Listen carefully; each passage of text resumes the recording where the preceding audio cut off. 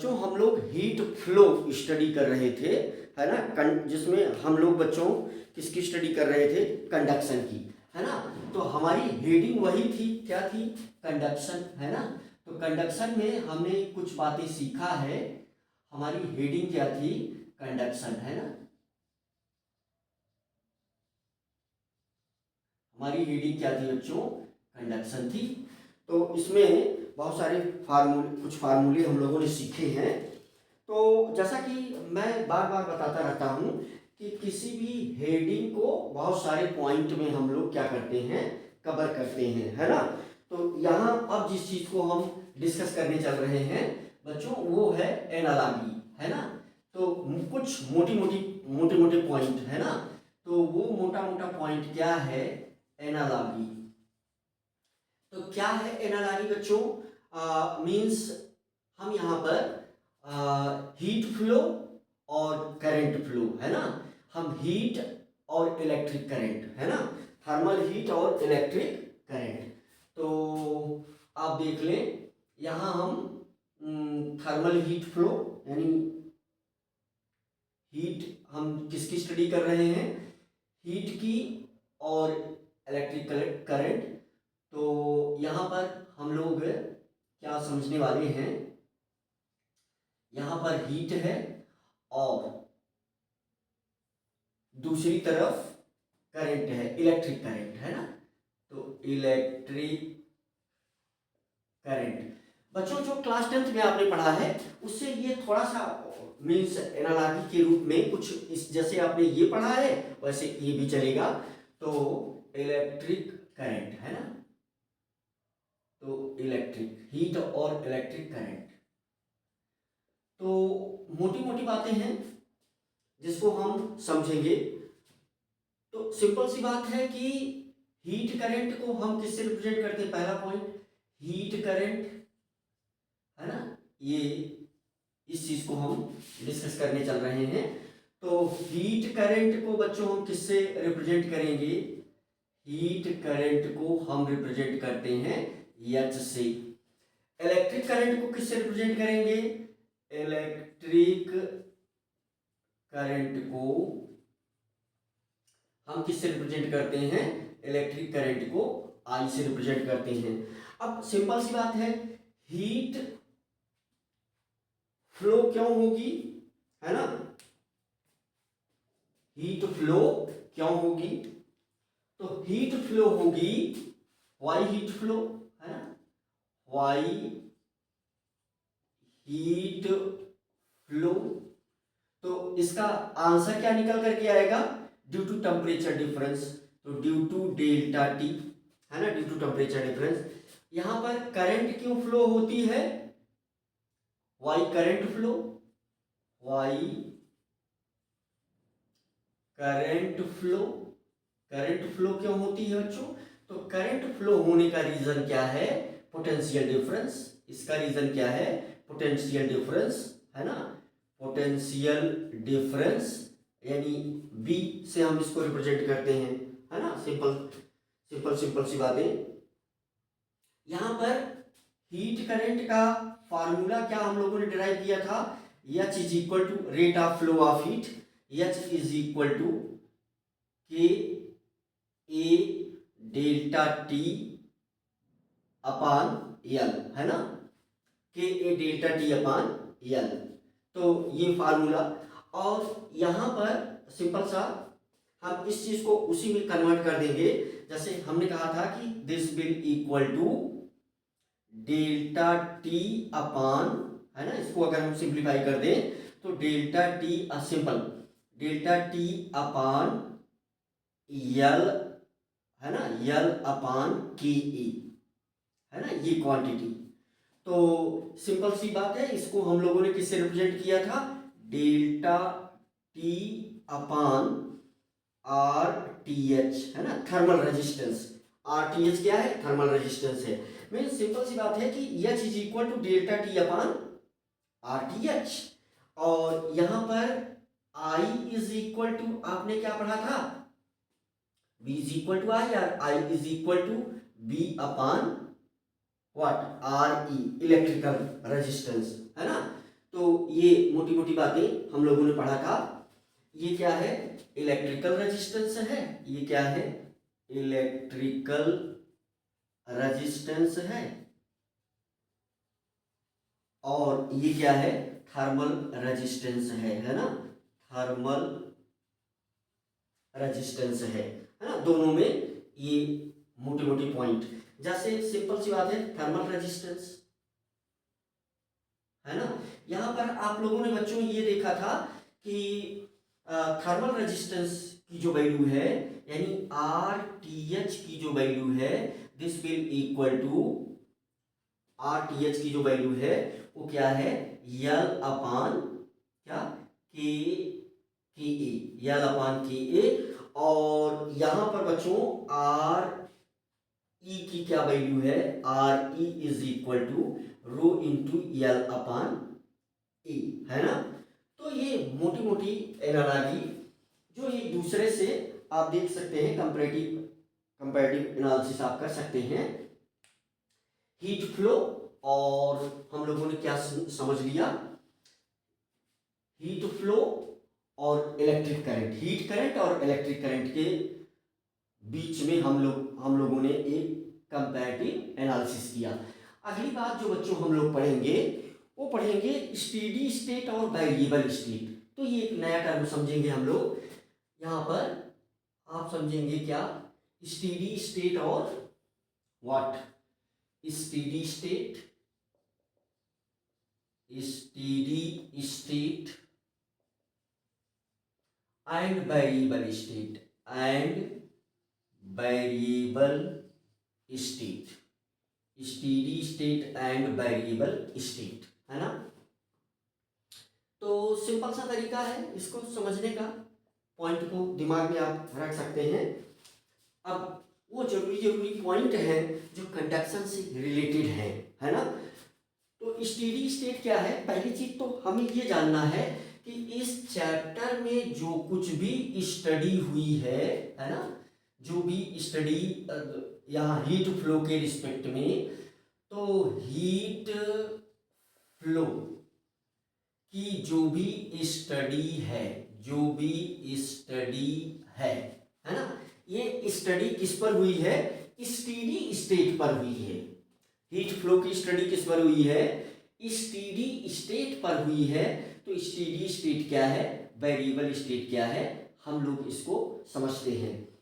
तो मोटी मोटी बातें हैं बच्चों, जैसे सिंपल सी बात है यहाँ पर, जैसे यहाँ पर अगर हमारे पास एक कोई मेटल की रॉड इस प्रकार से है, मींस इसे हम लोग क्या बोल सकते हैं, थर्मल कंडक्टर, है ना। अगर एक कोई मेटल की रॉड इस प्रकार से है, तो मान लीजिए कि इसको हम हीट देते हैं, यहां से हम गर्म करना शुरू करते हैं। मान लीजिए यहां से हम इसको हीट सब प्रोवाइड कर रहे हैं, यहां से हमने इसको हीट प्रोवाइड किया, ये हीट क्वांटिटी है ना, हीट प्रोवाइड किया हमने। तो मान लीजिए यहां पर आपने कोई ऐसा एक ब्लॉक लगाया जो 200 सेल्सियस टेम्परेचर पर है, और वो क्या करेगा, इसको हीट प्रोवाइड करेगा। तो सिंपल सी बात है, हीट धीरे धीरे आगे बढ़ेगी और इसका टेम्परेचर बढ़ेगा, है ना। तो यहाँ पर बहुत सारे ब्लॉक, यहाँ पर क्या पॉसिबल होंगे, बहुत सारे क्रॉस सेक्शन एरिया, है ना, बहुत सारे क्रॉस सेक्शन एरिया। अगर सभी का टेम्परेचर मान लो यहाँ पर टेम्परेचर क्या है, 60 डिग्री सेंटीग्रेड, यहाँ पर 50 डिग्री सेंटीग्रेड, यहाँ पर है ना, यहाँ पर 40 डिग्री सेंटीग्रेड। अब ये जरूरी नहीं है कि 10-10 का डिफरेंस हो। यहाँ से हीट इस ये मेटल के कंडक्टर को थर्मल कंडक्टर हम इसे बोल सकते हैं। अगर हम इसको प्रोवाइड करेंगे तो इस तरफ से हीट अंदर जाएगी और इस तरफ से हीट बाहर निकलेगी। तो देखिए हर सेक्शन का टेम्परेचर क्या है, डिफरेंट है। तो इसका मतलब कि ये वेरिएबल स्टेट है ना। हर सेक्शन का टेम्परेचर क्या है, डिफरेंट है।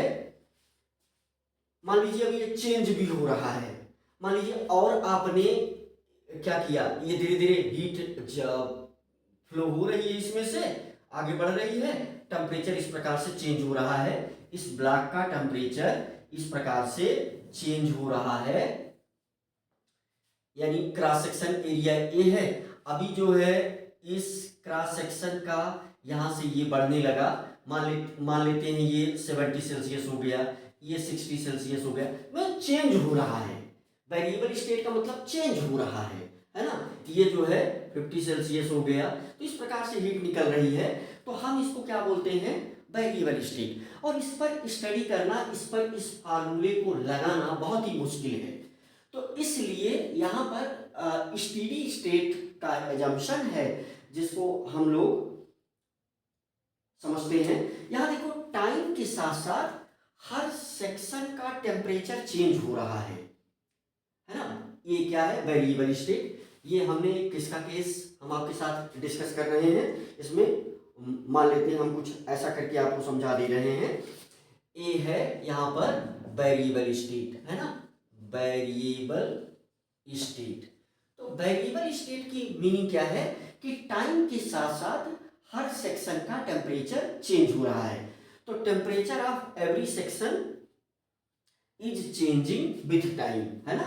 इन वेरिएबल स्टेट यहां हम क्या लिखेंगे, यहां हम क्या लिखेंगे, in variable state, in variable state temperature of every cross section, temperature of every cross section, every cross section is changing,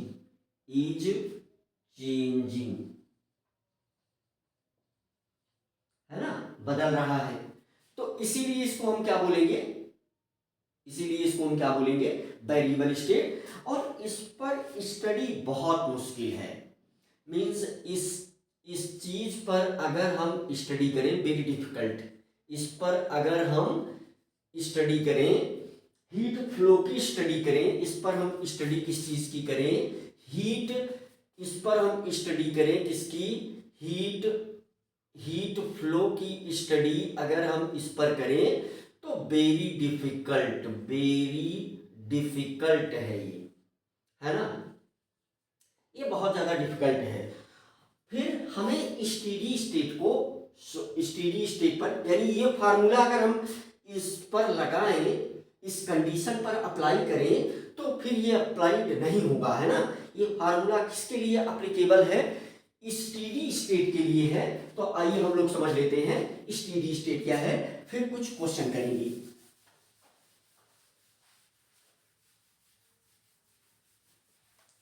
फिर हम लोग कुछ क्वेश्चन करेंगे। स्टेडी स्टेट क्या है, a variable state, steady state. Steady state में time के साथ किसी भी, है ना, यहां से हम हीट सप्लाई कर रहे हैं, ये क्या हो रही है, हीट सप्लाई।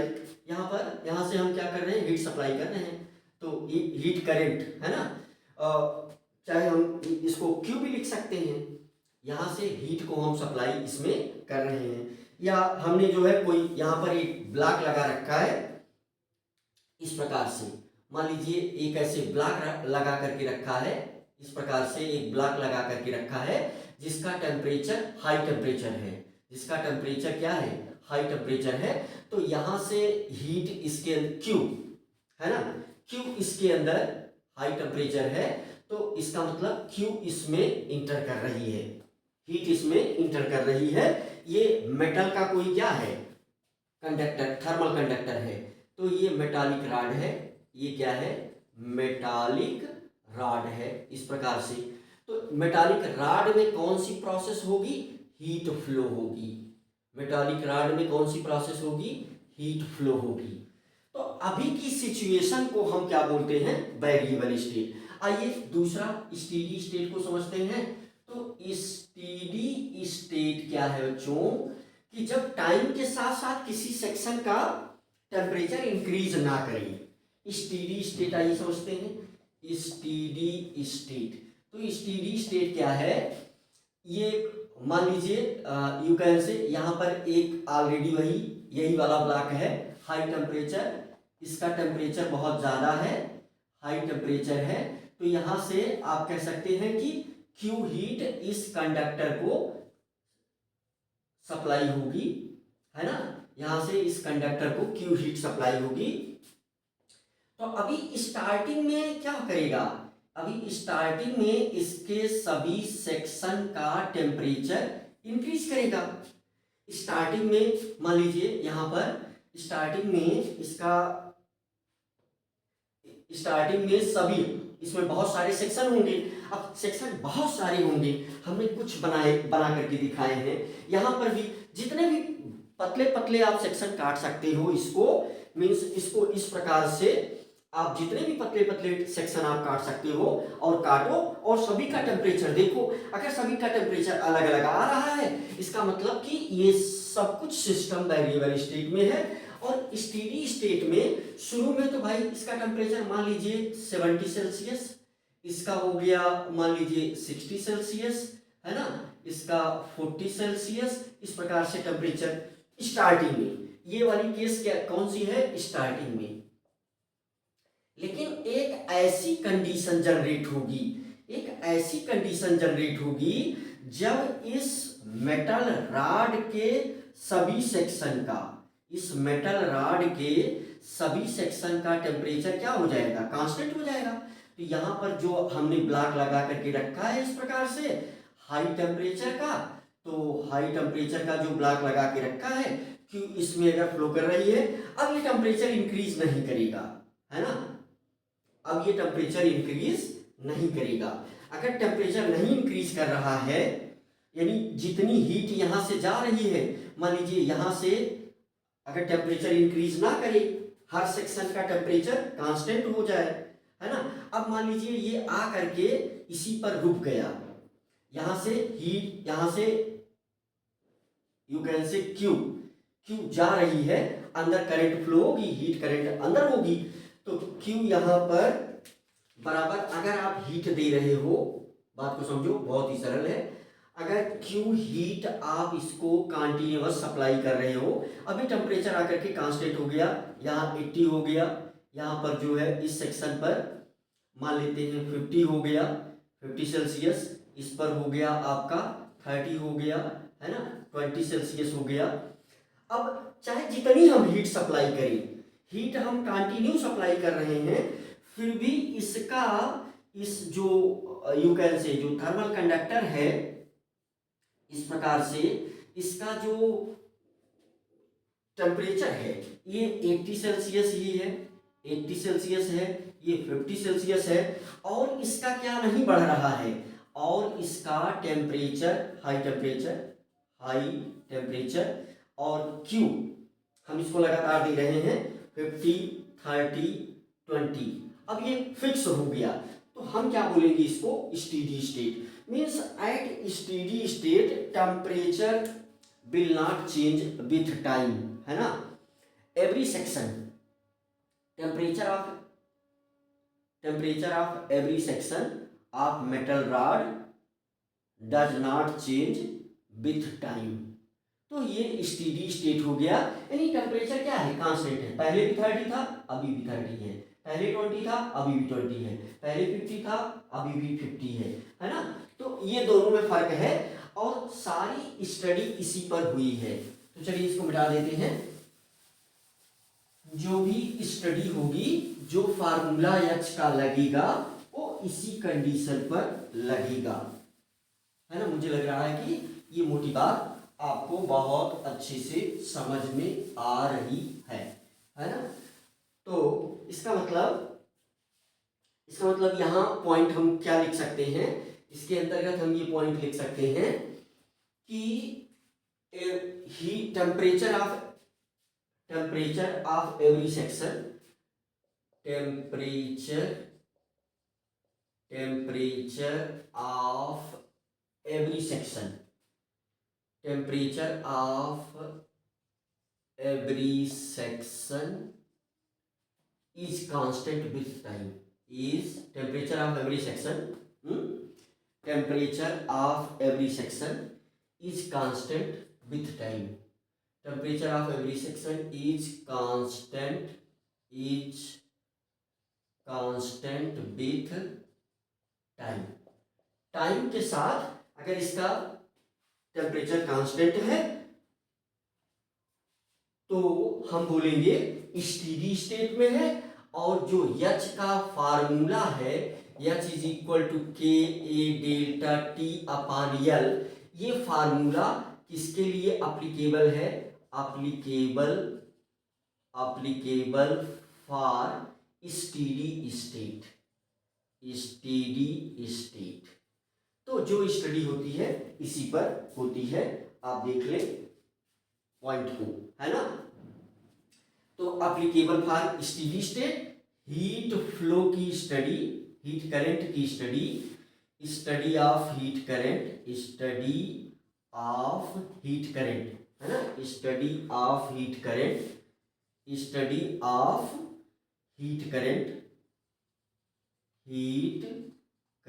की कहां पर होगी? एट स्टीडी स्टेट,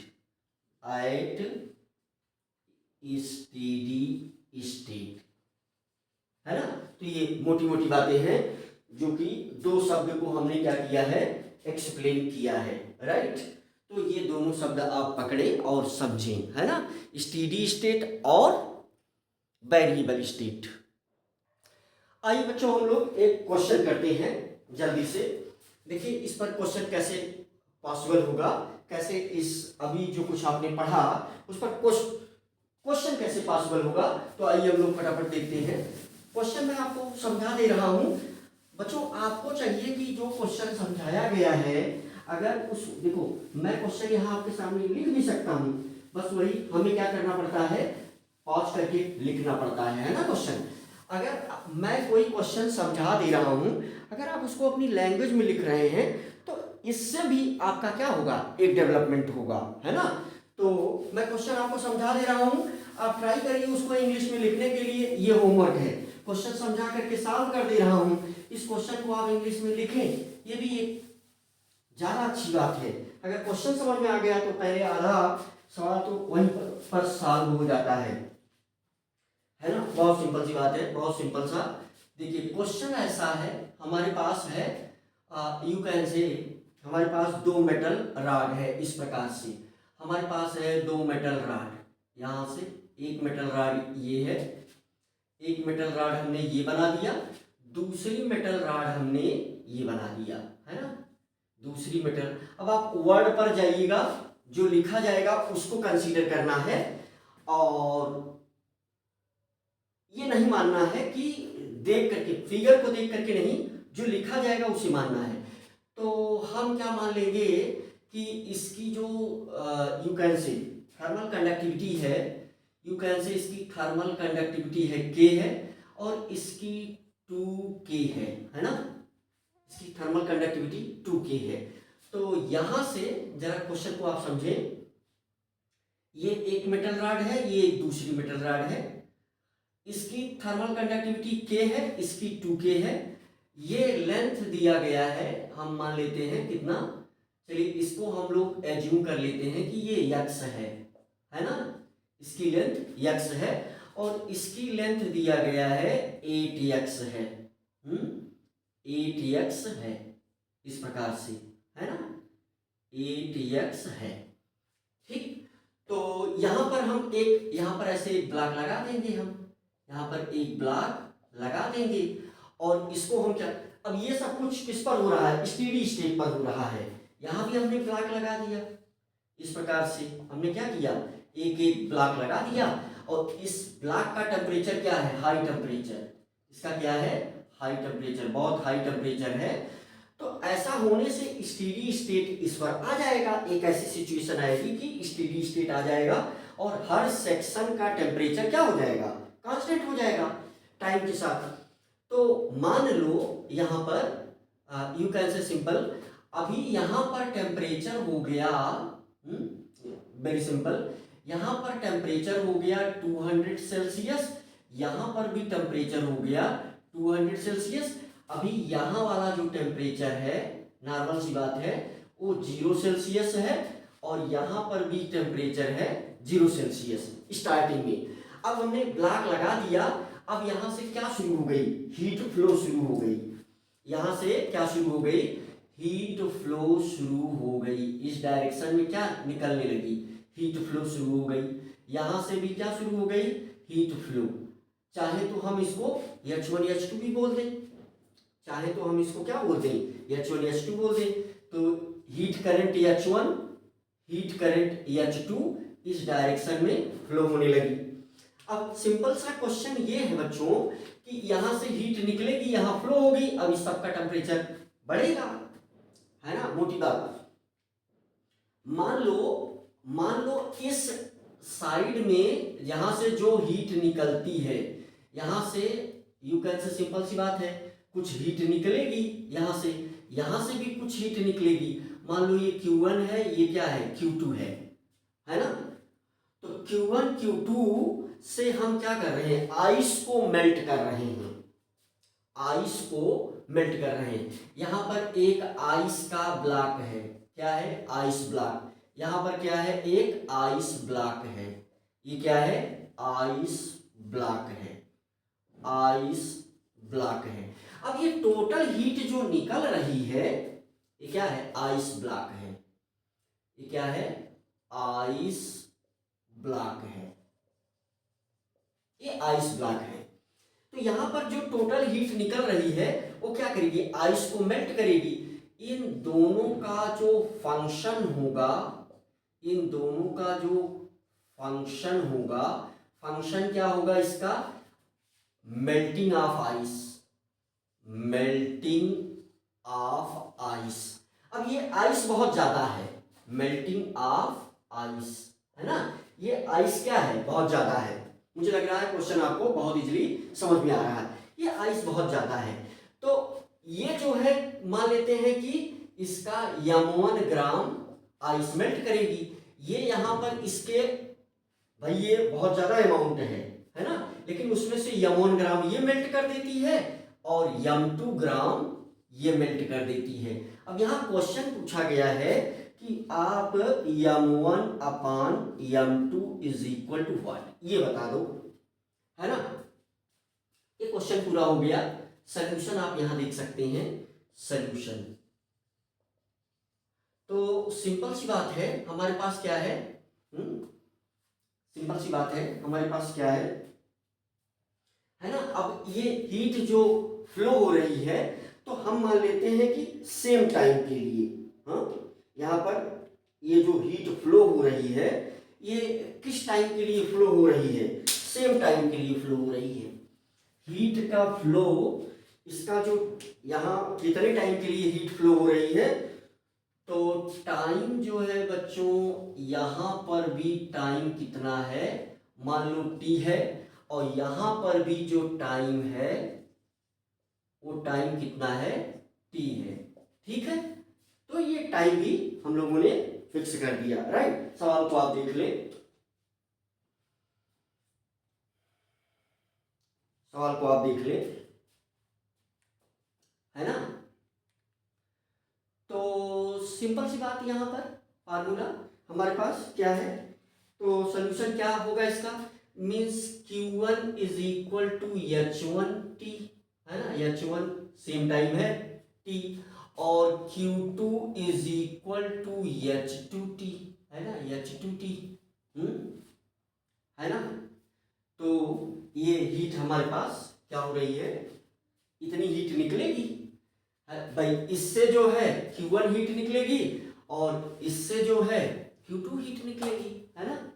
तो H1 H2 क्या है, हीट करंट है, और इसकी थर्मल कंडक्टिविटी K1 और 2K दी गई है।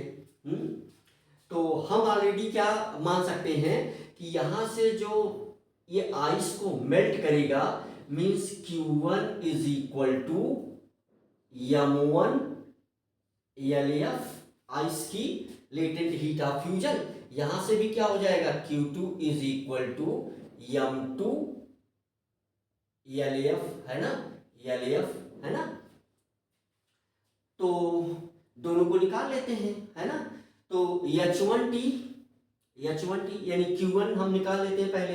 तो Q1 क्या हो जाएगा, H का फार्मूला क्या बनेगा H1 के लिए, तो यहां पर सिंपल सी बात है कि हम लिखेंगे फार्मूला इसका क्या होगा, एच का, एच इंटू टी है, तो एच इज इक्वल टू है के, है ना, ऊपर नीचे ही लिख देते हैं या ऐसे भी लिख देते हैं, है ना, तो ये क्या हो जाएगा के मल्टीप्लाइड, और हमने क्या एज्यूम किया है, हमने ये एज्यूम किया है कि इसका क्रॉस सेक्शन एरिया ए है, इसका भी क्या है, ए है, ठीक है, हमने ये गिवन है क्वेश्चन में।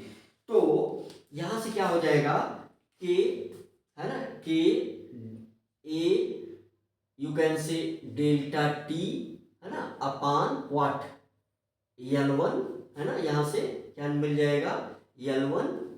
अब देखिए टेम्परेचर डिफरेंस अगर क्या है 200 सेल्सियस, तो मीन्स यहाँ टेम्परेचर डिफरेंस तो वही होगा, दोनों में सेम होगा, तो यहां से क्या हो जाएगा, और L1 की वैल्यू गिवन है, मल्टीप्लाइड यहाँ पर T, है ना, यहाँ पर टाइम क्या लिया गया है, T, टाइम क्या लिया गया है, T, यहां से Q2 भी निकल जाएगा, Q2 इज इक्वल टू क्या हो जाएगा, तो H2 के लिए ये कितना के दिया गया है, 2 के दिया गया है, तो 2 के, है ना, मल्टीप्लाइड ए सेम है, डेल्टा टी भी सेम रहेगा क्योंकि टेम्परेचर डिफरेंस वही है, और यहां पर हो जाएगा ये L2, है ना, तो ये क्या है, L2 मीन्स ये x जो है वो क्या है, L1 है, ये क्या है, L2 है। तो सिंपल सा इसमें हम सब्स्टिट्यूट कर दें तो ये हमारे पास क्या हो जाएगा, Q1 Q2, तो इसमें अगर हम वैल्यू सब्स्टिट्यूट कर देते हैं तो सिंपल सा है कि के मल्टीप्लाइड के ए डेल्टा टी अपान ये कितना दिया गया है, x, है ना, सिंपल, तो इसके लिए कितना आ जाएगा, ये x गिवन है, मल्टीप्लाइड टी, टी दोनों के लिए सेम है, ये कितना आ जाएगा यहां से 2k, है ना, 2k multiplied A multiplied delta T divided by L2 कितना है 8x, है ना, 8x, ठीक है, तो यहां से सिंपली आप देख लें, यहां से हम इसके लिए क्या लिख सकते हैं, इसके लिए लिख सकते हैं M1 LF, यहां पर इसके लिए क्या लिख सकते हैं M2 LF, है ना, सिंपल सा, यहां से आप इन चीजों को कैंसिल आउट कर सकते हैं, देखिए के से, है ना, अब अगर इक्वेट करेंगे हम लोग, इक्वेट अगर करें, ये इक्वेशन 1 हो गया, यहाँ मल्टीप्लाइड में क्या है, मल्टीप्लाइड बाई टी, यहाँ पर भी मल्टीप्लाइड बाई टी, तो अगर हम इक्वेट करें, है ना, इस दो इक्वेशन को अगर हम इक्वेट करें, यहाँ पर हम क्या लिखना चाहेंगे, M1 LF अपान M2 LF, है ना, तो LF तो सेम होगा क्योंकि आइस का लेटेंट हीट ऑफ फ्यूजन क्या होगा, सेम होगा, और यहां से ये क्या होगा, ऊपर क्या आ जाएगा, मींस अब यहां हम कैंसिल आउट करें तो बेटर होगा, ये है हमारे पास के, है ना, तो यहां हम कैंसिल आउट करें तो ये ऊपर क्या हो जाएगा, के ए डेल्टा टी, है ना, के A delta T multiplied small letter T divided by X, total divided by ये क्वांटिटी नीचे लेके आओ तो क्या हो जाएगा, इसको चाहे यहाँ पर आप कैंसिल भी कर लो या यही कैंसिल करो, यहाँ से भी आप कैंसिल कर सकते हो, 2 1 जा 2 4 जा, तो नीचे क्या बचा है 4x, तो यहाँ क्या हो जाएगा के A delta T multiplied small letter T multiplied, है ना, तो कितना बचा 4x, देखो x से x कैंसिल हो गया, है ना, डेल्टा इस टी से टी, डेल्टा टी से टी, के ए से के ए, 4 ऊपर चला जाएगा, है ना, LF से क्या कैंसिल हो जाएगा, LF कैंसिल हो जाएगा, तो मींस यहां पर हमें क्या मिलने वाला है, M1 upon M2 is equal to 4 ऊपर चला जाएगा 4 अपान 1, है ना, क्या सेंस हुआ कि इफ, है ना, यहां पर यहाँ क्या सेंस निकल करके आ रहा है कि अगर फर्स्ट सिचुएशन में अगर 4 ग्राम M1 की वैल्यू अगर 4 ग्राम होगी तो फिर M2 की वैल्यू 1 ग्राम होगी। तो ये रिलेशन हमसे यही क्वेश्चन पूछा भी गया था, ये क्वेश्चन आप देख लें, ये क्वेश्चन पूछा गया था, तो इट इज योर आंसर, है ना। बहुत सिंपल सा। इस रेशियो में आइस मेल्ट करेगी।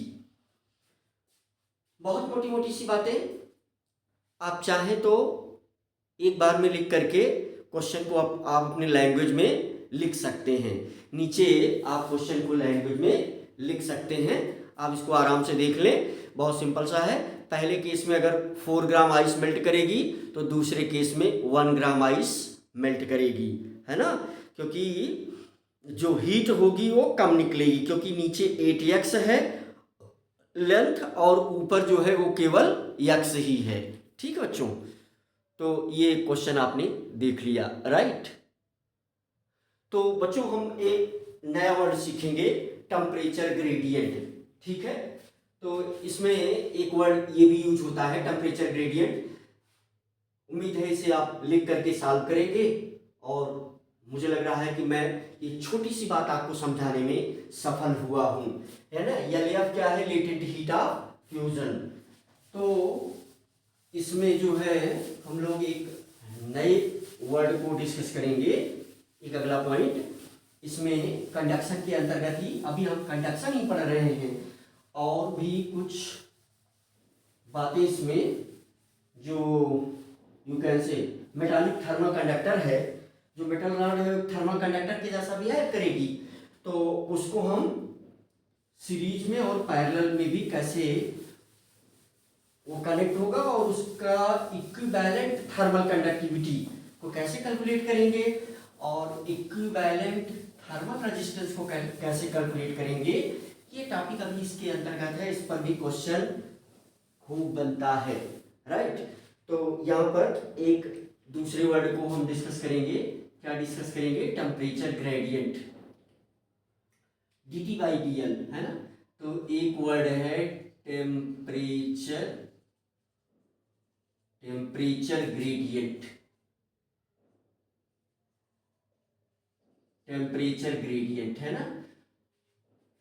तो टेम्परेचर ग्रेडियंट है ना, temperature gradient is equal to dt/dl, है ना, dt/dl। तो टेम्परेचर ग्रेडियंट की अगर हम यूनिट लिखना चाहें, इस क्वांटिटी की अगर हम यूनिट लिखना चाहें, तो सेल्सियस अपॉन मीटर, है ना। तो यहां से जो है हम अगर हम ग्राफ प्लॉट करें, है ना, ग्राफ प्लॉट करें टेम्परेचर वर्सेस लेंथ की, किस पर ये स्टडी, किसके लिए? टेम्परेचर ग्रेडियंट की स्टडी कहाँ हो रही है? अब इसमें पॉइंट हम बना सकते हैं। एक पॉइंट आपने ये सीख लिया, टेम्परेचर ग्रेडियंट, ये एक वर्ड है जिसको आपको सीखना है, टेम्परेचर ग्रेडियंट, नॉर्मल सा ये फार्मूला। दूसरे पॉइंट में हम ये बता सकते हैं कि टेम्परेचर ग्रेडियंट को हम लोग एट स्टेडी स्टेट पर टेम्परेचर ग्रेडियंट को कहाँ कैलकुलेट करते हैं? तो we will calculate temperature gradient, we will calculate temperature gradient at steady state, at steady state, at steady state, है ना, at steady state। तो इसमें अगर हम ग्राफ बनाना चाहें तो कुछ ऐसा ग्राफ बना सकते हैं। आप देखिए, जैसे इस लाइन पर हमने क्या मान लिया, यहाँ पर मैंने मान लिया कि टेम्परेचर इंक्रीज कर रहा है, और यहाँ पर यल, है ना। तो ग्राफ इसका कुछ ऐसे आएगा। तो इसका जो स्लोप होगा, है ना, slope is equal to dl dt/dl। Slope is equal to, यहाँ पर स्लोप इज इक्वल टू क्या हो जाएगा? dt/dl, है ना। ये इसका स्लोप हो जाएगा, ये इस प्रकार से आएगा। और जैसे मान लीजिए यू कैन से अब हम जो है कभी भी ऐसा नहीं कह सकते कि स्लोप ये नेगेटिव, क्योंकि मान लीजिए यहाँ पर पॉइंट को समझ सकते हैं आप। ये मान लीजिए कोई थर्मल कंडक्टर है, यहाँ पर ऐसे बना दें अगले पॉइंट में। ये मान लीजिए हमारे पास क्या है, सिंपल सी बात है कि ये हमारे पास क्या है, कोई यू कैन से थर्मल कंडक्टर है, मेटल रॉड है। तो इस प्रकार से ये मेटल रॉड होती है और इसमें ये क्या है, बहुत सारे सेक्शन हैं। अब ये सेक्शन बहुत सारे हो सकते हैं, जितना पतला आप चाहें इसको कट कर सकते हैं। हम कुछ बनाते हैं आपको समझाने के लिए। मान लीजिए यहाँ का टेम्परेचर है 80 सेल्सियस, यहाँ पर है 70 सेल्सियस, ये है 50 सेल्सियस, है ना, ये 40 सेल्सियस, इस प्रकार से है। तो टेम्परेचर कहीं ना कहीं घट रहा है। तो आप देखें ये लेंथ है, ये इसकी क्या है, ये आप देखें लेंथ है ना। तो अगर हम ग्राफ ड्रा करते हैं तो इस प्रकार से इसका स्लोप आता है ना। अगर हम इसी रॉड को उल्टा करके ग्राफ ड्रा करें, है ना, ये टेम्परेचर है ना, टेम्परेचर ज़्यादा है अभी। अगर हम इसको उल्टा करके ड्रा करें, मान लो इसी को हमने उल्टा कर दिया अगले पॉइंट में, है ना, यल, तो यहाँ पर भी वही क्या है, स्लोप क्या है, slope is equal to what, slope is equal to dt by dl। यहाँ पर भी अगर हम इसको उल्टा कर दें, मान लो ऐसा हमने थर्मल कंडक्टर को उल्टा कर दिया, तो इस प्रकार से देखो ग्राफ आ गया, है ना। यहाँ पर है ना, टेम्परेचर जो है, टेम्परेचर इसी पर इंक्रीज कर रहा है और हमने मेटल कंडक्टर को ऐसे रखा है, मान लो मेटल कंडक्टर ही बना दिया है इसको, जो है चलो इसको मेटल कंडक्टर ही बना देते हैं इस प्रकार से, ठीक है। तो मान लो अब इसमें बहुत सारे ब्लॉक सेक्शन इस प्रकार से हैं, क्रॉस सेक्शन एरिया। यहाँ पर मान लो, क्या मान लो, यहाँ पर मान लो, तो यहाँ पर मान लो आप अगर 80 सेल्सियस है, ये जो है 70 सेल्सियस है, ये 60 सेल्सियस है, इस प्रकार से अगर घट रहा है तो ग्राफ यहाँ ऐसे आएगा। यहाँ भी स्लोप क्या होगा, यहाँ भी स्लोप होगा वाट, dt बाई dl। यहाँ पर भी स्लोप क्या होगा, dt बाई dl।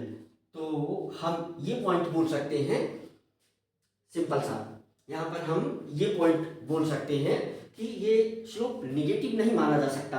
ये जो है कैसे रखा गया है ना। ये मुझे लग रहा है कि टेम्परेचर आपको थोड़ा साफ, 80 सेल्सियस, ये कितना है, मान लो ये 50 सेल्सियस, ये कितना है 30 सेल्सियस, ऐसा कुछ है। तो देखिए इस डायरेक्शन में क्या कर रहा है, टेम्परेचर इंक्रीज कर रहा है, तो टेम्परेचर ग्रेडियंट को हम इस प्रकार से कैलकुलेट कर सकते हैं, राइट।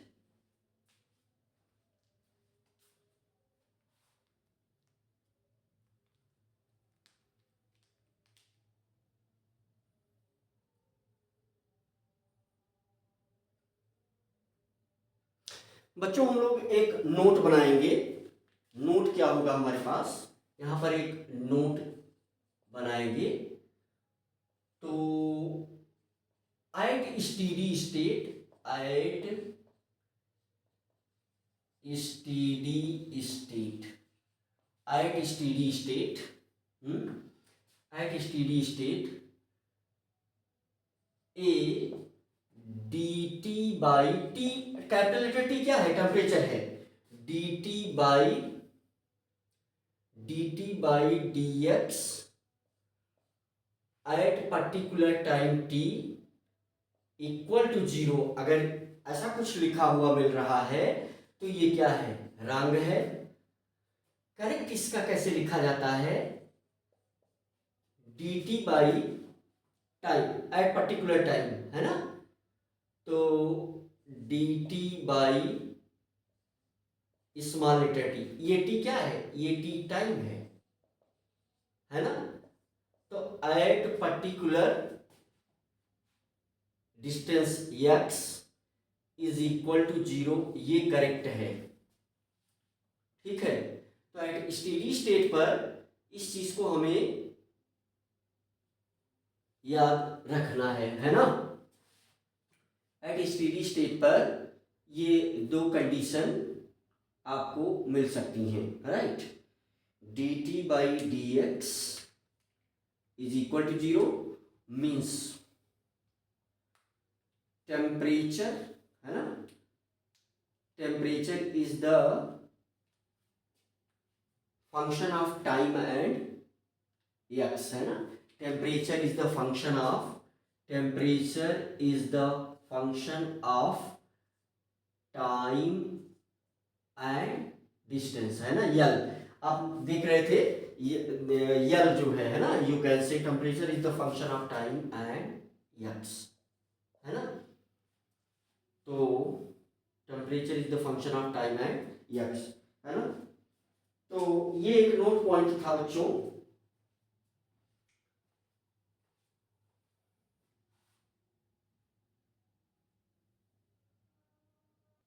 तो बच्चों हम लोग यहाँ पर नेक्स्ट टॉपिक देखेंगे कॉम्बिनेशन ऑफ थर्मल कंडक्टर, है ना, तो सीरीज में होगा, जैसे आप जो है 10th में इलेक्ट्रिक के लिए आप पढ़ चुके हैं, ऐसे यहाँ थर्मल कंडक्शन के लिए हम लोग जो है पढ़ेंगे, राइट। तो आइए हम लोग इसको समझते हैं। तो हेडिंग है इसमें, अब एक हेडिंग है आपकी, मीन्स मेन हेडिंग क्या है, हम लोग क्या समझ रहे हैं, कंडक्शन को ही समझ रहे हैं, है ना, तो कंडक्शन कैसे होता है, और दो अगर अलग अलग कंडक्टर को, थर्मल कंडक्टर को, यानी मेटल की राड को, मेटल राड कैसा बिहेव कर रही है थर्मल कंडक्टर के जैसा, दो अलग अलग राड को अगर हमने जोड़ दिया तो फिर उसका जो इक्विवेलेंट थर्मल कंडक्टिविटी है वो क्या होगी, और इक्विवेलेंट थर्मल रेजिस्टेंस वो क्या होगा, तो यहाँ पर वो निकालने का इरादा है ना। तो हेडिंग है आपकी, यहाँ पर हेडिंग है combination of thermal conductor, combination of thermal conductor, है ना, कॉम्बिनेशन ऑफ थर्मल कंडक्टर। तो कॉम्बिनेशन ऑफ थर्मल कंडक्टर, है ना, तो ये चीज जो है हम लोग समझते हैं। अभी हम कुछ एग्जाम्पल लेंगे, बाद में धीरे धीरे सब आपको समझ में आ जाएगा। तो यहाँ पर जैसे सिंपल सा है सीरीज कॉम्बिनेशन, तो पहला हम लोग इसमें ए पढ़ ले रहे हैं, सीरीज कॉम्बिनेशन। ए है हमारे पास क्या, सीरीज कॉम्बिनेशन, सीरीज कॉम्बिनेशन।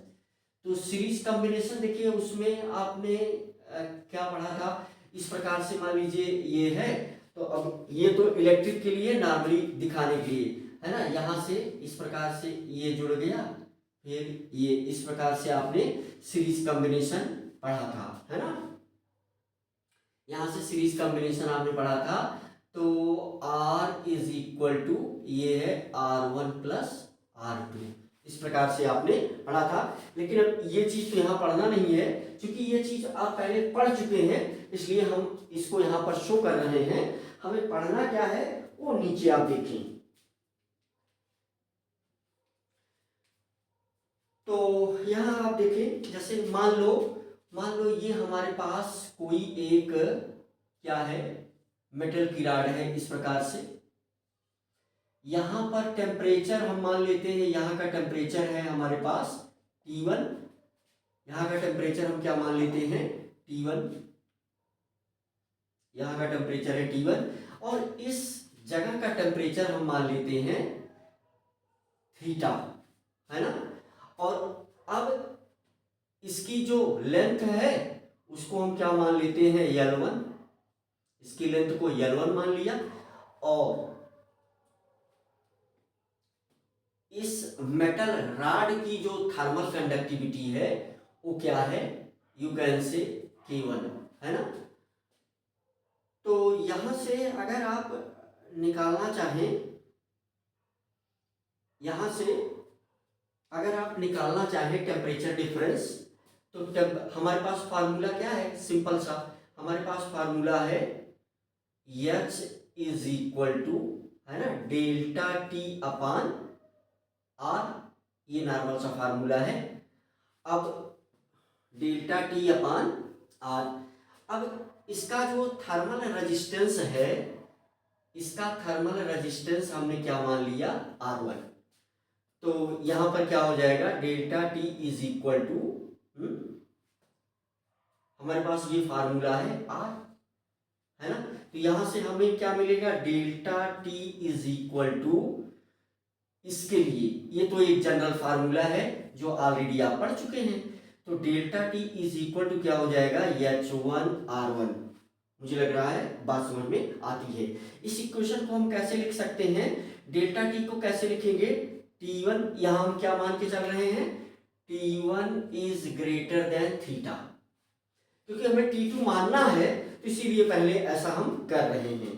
तो T1 माइनस थीटा, है ना, T1 minus theta is equal to क्या हो जाएगा हमारे पास, H1R1, है ना। ये एक इक्वेशन हो गई।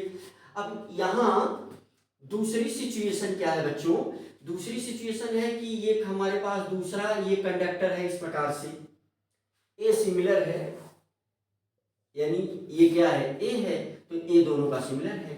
तो यहां पर जो है यू कैन से, ये है L2 और इसका है K2 और थर्मल रेजिस्टेंस इसका क्या है, R2, ये भी क्या है, ए ही है। तो हमने इसका जो है माना है थीटा, यही सेम टेम्परेचर, और यहां इसका हम टेम्परेचर मान लेते हैं T2। तो अगर इसके लिए हम इक्वेशन लिखना चाहें तो हम इसको क्या बोल दें, इक्वेशन 1, इसको इक्वेशन 1 बोल देते हैं। इसके लिए हम लिखना चाहें सिमिलर इक्वेशन, तो हम क्या लिख सकते हैं, थीटा, है ना, theta minus T2 is equal to, देखो T1 माइनस थीटा, यहाँ theta minus T2 is equal to क्या हो जाएगा, अब H2R2, है ना। इसके लिए हमने क्या मान के रखा है, यहाँ पर H1 और यहाँ पर क्या H2, है ना, इस प्रकार से। तो यहाँ पर ये क्या हो जाएगा, H2R2। क्या बात क्लियर है। अब इस दोनों को उठा करके, अब आप देख लें, बहुत नॉर्मल सी बात है, इस दोनों को उठा करके यहां से हमने जोड़ दिया इसको, है ना। इस दोनों को उठा करके यहां से हमने क्या किया, जोड़ दिया। तो सिंपल सा कंडीशन है, सिंपल सा केस है, और ये सीरीज कॉम्बिनेशन को हम लोग देख रहे हैं, है ना। तो ये इस प्रकार से यहां बन जाएगा, है ना। ये इस प्रकार से इस दोनों को अगर हमने जोड़ दिया है तो ये इस प्रकार से बन जाएगा। यहाँ का टेम्परेचर क्या है, T1, यहाँ का टेम्परेचर क्या है, T2। ये बीच में इस प्रकार से हमने जोड़ा है, और इस का टेम्परेचर क्या है, थीटा, है ना। ये बहुत छोटी सी बात, बहुत मोटी सी बात, मुझे लग रहा है कि आपको समझ में आ रही होगी। आप इसे ध्यान से देखें। इसमें कंडीशन वही है, ऊपर वाली सारी कंडीशन है ना। ऊपर वाले केस की इस ये वाला ये है ना, ये वाला ये बना हुआ है, ये है, कंडीशन सब कुछ वही है ना। अब यहां से अगर मान लो इसको हमने, इसको अगर हम अब 1 रॉड एज्यूम करें, है ना, इसको हम क्या एज्यूम करें, 1 रॉड एज्यूम करें, 1 थर्मल कंडक्टर अगर इसको हम एज्यूम करें इस प्रकार से, तो हमें सिंपल सी बात है कि यहाँ का टेम्परेचर है क्या, यहाँ का टेम्परेचर क्या है, और इसको हम एक रॉड के जैसा एज्यूम करते हैं T1, और यहाँ का जो टेम्परेचर है T2, है ना। बीच में हम कोई ब्लॉक नहीं बना रहे हैं, तो इसकी लेंथ क्या हो जाएगी, सिंपल सी बात है, लेंथ इसकी कितनी है, L1 प्लस L2, लेंथ इसकी क्या हो जाएगी, या इसकी पूरी लेंथ है L1 प्लस L2। और अब हम मान लेते हैं कि यहां पर R1 R2 था, इक्विवेलेंट रेजिस्टेंस, है ना, RE, ये क्या है, R इक्विवेलेंट, R इक्विवेलेंट, ये क्या लिखा है मैंने, इक्विवेलेंट रेजिस्टेंस, है ना, इक्विवेलेंट रेजिस्टेंस। ठीक है। अगर इस रॉड के लिए हमें ये इक्वेशन लिखना हो तो हम क्या लिखेंगे? अगर इसके लिए हमको ये लिखना हो तो मीन्स हमारे पास क्या हो जाएगा? T1 minus T2 is equal to H minus H into R equivalent, है ना। अब देखो हीट जितनी टेम्परेचर डिफरेंस की वजह से जो हीट यहां से फ्लो हो रही होगी, यहां देखो ध्यान से, जैसे ये यहां पर हमने क्या माना था H1, यहां पर H2, लेकिन अब इस वाले केस में क्या होगा, यानी इस वाले केस में H1 is equal to H2 is equal to H, क्योंकि भाई हीट जो फ्लो होगी, मान लीजिए रेजिस्टेंस अलग है तो यहां से यहां के केस के लिए, है ना, तो इस प्रकार से भाई हीट फ्लो उसी अंदर ही हो रही है, तो ये हम एज्यूम कर सकते हैं, है ना। तो हमने जो है इसको क्या मान रखा है, इक्वेशन नंबर, इसको क्या मान रखा है, इक्वेशन नंबर 2। तो इक्वेशन 1 और 2 को ऐड कर दो, इक्वेशन 1 प्लस 2, इसे हम क्या बोल देते हैं, इक्वेशन नंबर 3। इक्वेशन 1 और 2 को ऐड करने पर बी गेट हमें क्या मिलेगा, ये मोटी बात समझ लो। तो यहां पर अगर हम ऐड करेंगे तो ये क्या हो जाएगा, T1 minus theta plus theta minus T2, ठीक है बच्चों, equal to H1 what, H1 R1, है ना। यहां से क्या मिलेगा, यहां से क्या मिलेगा, H1 R1 plus H2 R2, है ना। यहां से हमें क्या मिलेगा, H1 R1 plus H2 R2। यहां से हम इस सिचुएशन को देख सकते हैं, है ना। तो यहां से हमें क्या मिलेगा, प्लस H2 R2, है ना। देखो अब ये क्या बचेगा, T1, ये थीटा से थीटा कैंसिल हो जाएगा, तो ये बचेगा T1 minus T2 is equal to, यहां पर देखो H1 और H2 इक्वल है, H1 H2 is equal to H, तो इसको हम क्या लिख सकते हैं, H R1 plus H R2, यहां से H कॉमन ले लो, तो T1 minus T2 equal to H common ले लिया, तो ये क्या बचा, R1 प्लस R2, सिंपल सा। यहां से देखो इसको हम क्या बोल दें, देखो यहां से अब इक्वेशन बोलेंगे नहीं, मुझे लग रहा है आप समझ लेंगे। T1 माइनस T2 की वैल्यू क्या है, H R इक्विवेलेंट, तो यहां पर हम ये वैल्यू रख देंगे, तो H R equivalent resistance is equal to H with in bracket R1 plus R2, यहां से H क्या होगा, कैंसिल हो जाएगा, तो R इक्विवेलेंट, जो इक्विवेलेंट रेजिस्टेंस आ रहा है सीरीज कॉम्बिनेशन में, वो क्या आ रहा है, R1 प्लस R2। और यहां पर भी आपने इलेक्ट्रिक, इसके भी केस में आपने ये चीज ऑलरेडी पढ़ रखा है ना। सीरीज में जब दो थर्मल कंडक्टर जुड़ेंगे तो इस प्रकार से उनका इक्विवेलेंट थर्मल रेजिस्टेंस कैलकुलेट किया जा सकता है ना। तो ये क्या है, इक्विवेलेंट, यहां मैंने लिखा है इक्विवेलेंट थर्मल रेजिस्टेंस, इक्विवेलेंट, चलिए यहां पर हम फिर से लिख देते हैं, ये क्या है, इक्विवेलेंट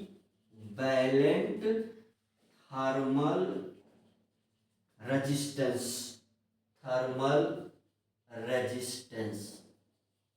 ठीक है। तो मुझे लग रहा है कि ये पॉइंट आपका क्लियर हो रहा होगा, है ना।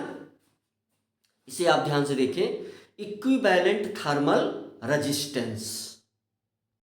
यहां से बच्चों हम लोग इक्विवेलेंट थर्मल कंडक्टिविटी भी कैलकुलेट कर सकते हैं। कैसे? इसके लिए इक्विवेलेंट थर्मल कंडक्टिविटी को हम किससे रिप्रेजेंट कर देंगे? के ई क्यू से। अब ये है ना, equivalent thermal conductivity, equivalent thermal conductivity को यहां से हम लोग कैलकुलेट कर सकते हैं। कैसे कैलकुलेट करेंगे आइए देखते हैं। इक्विवेलेंट थर्मल कंडक्टिविटी को यहां से हम लोग कैलकुलेट कर सकते हैं, है ना। इसी इक्वेशन का यूज करके इक्विवेलेंट थर्मल कंडक्टिविटी को हम लोग कैलकुलेट कर सकते हैं। तो यहां से यहां आप देख सकते हैं, तो ना इसी इक्वेशन को हम यूज करेंगे। नॉर्मली हम क्या लिख सकते हैं? नॉर्मली हम लिख सकते हैं, इस इक्वेशन को आप देखो, हमने ये ऑलरेडी पढ़ा है, सिंस आर इक्विवेलेंट, है ना, दिस विल इक्वल टू, तो ये क्या हो जाएगा, यहां से अगर हम इसको कैलकुलेट करेंगे, L1 प्लस यहां से क्या हो जाएगा, this equal to L1 plus L2 upon के इक्विवेलेंट, है ना, यहां से हो जाएगा L1 प्लस L2 अपान, नॉर्मल फार्मूला हमारे पास क्या है, आर थर्मल, है ना, ये क्या है, इसको ऑलरेडी बताया है, इक्विवेलेंट थर्मल रेजिस्टेंस, है ना। तो आर थर्मल हमारे पास क्या है, L अपान के ए, इसी फार्मूले को हम यहाँ यूज कर रहे हैं। तो ये यहां पर क्या हो जाएगा, के इक्विवेलेंट ए, R1 निकाल लो, R1 क्या हो जाएगा, L1 अपान K1 ए, R2 निकाल लो, क्या हो जाएगा, यहां से बताओ, L2 अपान K2 ए, K2 ए, है ना, सही बात। तो यहां से इसको हम इस इक्वेशन में रख देते हैं। तो यहां से आप देखो, यहां से मुझे लग रहा है कि आपको समझ में आ रहा है। तो इस देखो, इसकी जगह पर हम ये क्वांटिटी रख देंगे, है ना, मुझे लग रहा है आपको समझ में आया है। तो यहां से हम क्या लिख सकते हैं, L1 प्लस, है ना, L2 अपान के इक्विवेलेंट थर्मल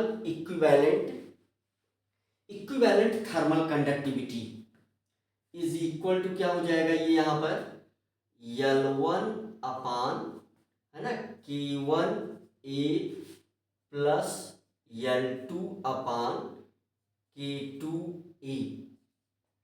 तो देखो ए, तो सभी जगह का क्रॉस सेक्शन एरिया तो सेम है, ये भी ए है, ये भी ए है, तो ये भी ए रहेगा, ये भी ए रहेगा, ये भी ए रहेगा, है ना। तो यहां से क्या मिलेगा, यहां से देखो, ए से ए कैंसिल हो जाएगा, ए से ए कैंसिल हो जाएगा, तो यहां से हमें क्या मिल जाएगा, L1 प्लस L2 अपान के, है ना, इक्वल टू के इक्विवेलेंट इक्वल टू, ये क्या बचेगा, L1 अपान K1 प्लस L2 अपान K2, ठीक है। तो यहां से हम क्रॉस मल्टीप्लाई करके भी निकाल सकते हैं। K1 K2 क्या हो जाएगा, इसका एलसीएम हो जाएगा। यहां से K1 K2 क्या हो जाएगा, एलसीएम हो जाएगा। तो फिर यहां पर ये क्या बनेगा, L1 K2 L1 K2 plus L2 K1 अपान L2 K1 अपान K1 K2, है ना, K1 इंटू K2, है ना, ये निकल करके आ गया, this will equal to L1 plus L2 upon के इक्विवेलेंट, है ना। हमें क्या कैलकुलेट करना है, के इक्विवेलेंट कैलकुलेट करना है। आओ इधर लिखते हैं,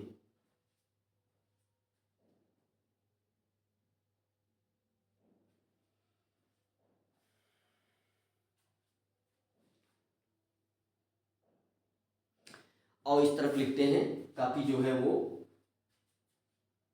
हाँ दिख रहा है, साफ साफ दिख रहा है, लेकिन वहाँ जगह स्पेस कम है, इसको मिटा देते हैं, है ना। हमें क्या निकालना है, के इक्विवेलेंट निकालना है।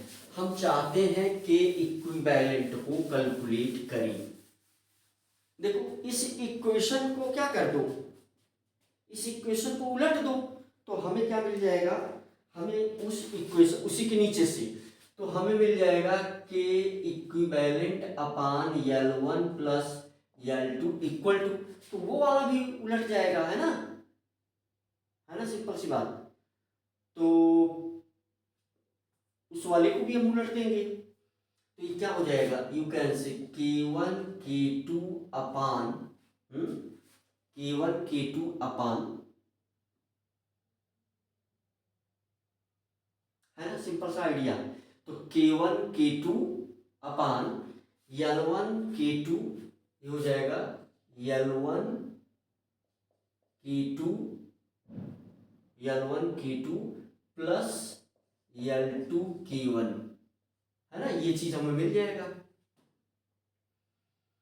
तो यहां से आप देख सकते हो, अब अगर इस चीज को हम यहां लेके जाएंगे तो क्या हमें मिलेगा, के इक्विवेलेंट इज इक्वल टू, तो सिंपल सा है, ये ऊपर चला जाएगा, तो यहां से हम इस चीज को कुछ ऐसे लिख सकते हैं, तो ये हो गया K1 K2 with in bracket L1 plus L2 divided by L1 K2 plus L2 K1, ठीक है। चाहे तुम K1 K2 को नीचे भी ला करके लिख लो, चाहे ये कंप्लीट आपका क्या है, ये इक्वेशन है, चाहे तुम इसे यूज कर लो, या जो है अगर तुम K1 K2 को नीचे ला रहे हो तो देखो ये कुछ ऐसे भी लिखा जा सकता है, के इक्विवेलेंट इज इक्वल टू, है ना, L1 plus L2 divided by L1 K2 plus L2 K1, है ना। देखो इसको हम अपान क्या लिख सकते हैं, K1 into K2 divided by K1 into K2, है ना, ये चीज लिख सकते हैं। तो यहाँ से, है ना, ये यहाँ पर L1 K2, तो यहाँ से देख लो ये K2 से K2 कैंसिल हो जाएगा, ये K1 से K1 कैंसिल हो जाएगा, तो के इक्विवेलेंट को हम ऐसे भी लिखते हैं L1 plus L2 divided by, यहाँ पर क्या, L1 अपान K1, है ना, प्लस L2 अपान K2, तो ऐसे भी इसको आप लिख सकते हो। तो ये कुल मिला जुला करके हमारे पास इक्विवेलेंट थर्मल कंडक्टिविटी, ये क्या है, equivalent thermal conductivity, thermal conductivity. तो बच्चों इस प्रकार से हम लोग इसे कैलकुलेट कर सकते हैं। हम लोगों ने ये छोटी छोटी बातें इससे रिलेटेड देखा। पैरेलल कॉम्बिनेशन और कुछ सवाल के साथ हम लोग मिलेंगे नेक्स्ट वीडियो में, राइट।